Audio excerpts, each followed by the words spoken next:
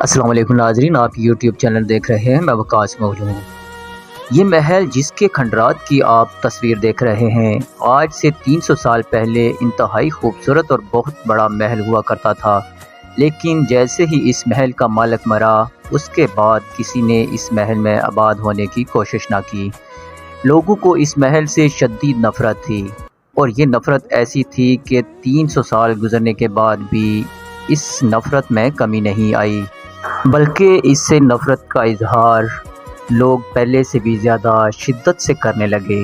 مثال کے طور پر جب کوئی شخص اس محل کے قریب سے گزرتا ہے تو آج بھی اس کے اوپر تھوک کر گزرتا ہے، حتیٰ کہ کچھ لوگ نفرت میں اس قدر انتہا پسندی کا مظاہرہ کرتے ہیں کہ اس کی دیواروں پر باقاعدہ جوتے مارے جاتے ہیں۔ انسانوں کی تاریخ میں یہ پہلی عمارت ہے جس سے نفرت کی جاتی ہے، اور یہ بھی ایک تاریخی ریکارڈ ہے کہ کسی عمارت کو اس سے پہلے اتنا نفرت انگیز نام نہیں دیا گیا۔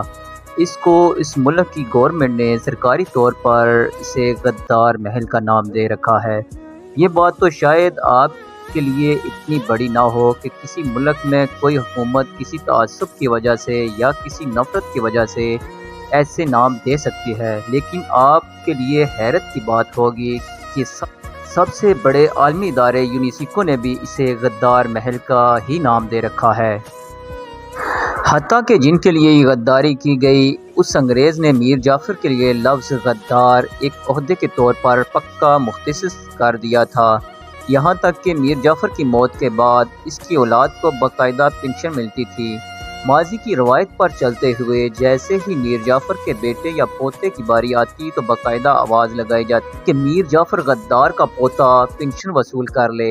اس عمارت کو نہ تو استعمال کیا جا سکتا ہے اور نہ ہی اسے توڑا جا سکتا ہے، اور نہ ہی اس کا نام تبدیل کیا جا سکتا ہے۔ اس بات سے اندازہ لگا لیجئے کہ وہ شخص کس قدر بدبخت تھا کہ جس کی نفرت تاریخ کا حصہ بن کر رہ گئی ہے۔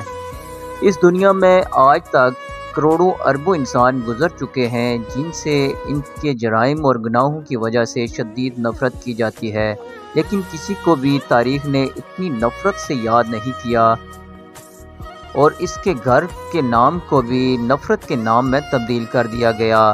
تاریخ نے جس طرح اسے یاد رکھا، اس سے ثابت ہوتا ہے کہ غداری ایک ایسا گناہ اور جرم ہے جسے دنیا کبھی بھی معاف نہیں کرتی۔ انتہائی مزے کی بات ہے کہ اس غدار شخص نے جن لوگوں کے لیے اپنی قوم اور ملک سے غداری کی، انہی لوگوں نے اسے تاریخ کا سب سے بڑا غدار قرار دیا۔ اس کے محل کو غدار کے محل کا نام دیا، اور وہ شخص میر جعفر تھا۔ تو دوستو، اس سے ثابت ہوتا ہے کہ اپنے ملک و وطن سے غداری کرنے والوں کو ہمیشہ تاریخ میں برے لفظوں سے یاد رکھا جاتا ہے۔ اگر آپ ہمارے چینل پر نئے ہیں تو چینل کو سبسکرائب کر دیں، ویڈیو کو لائک، کمنٹ اور دوستوں کے ساتھ شیئر ضرور کریں۔ اللہ حافظ۔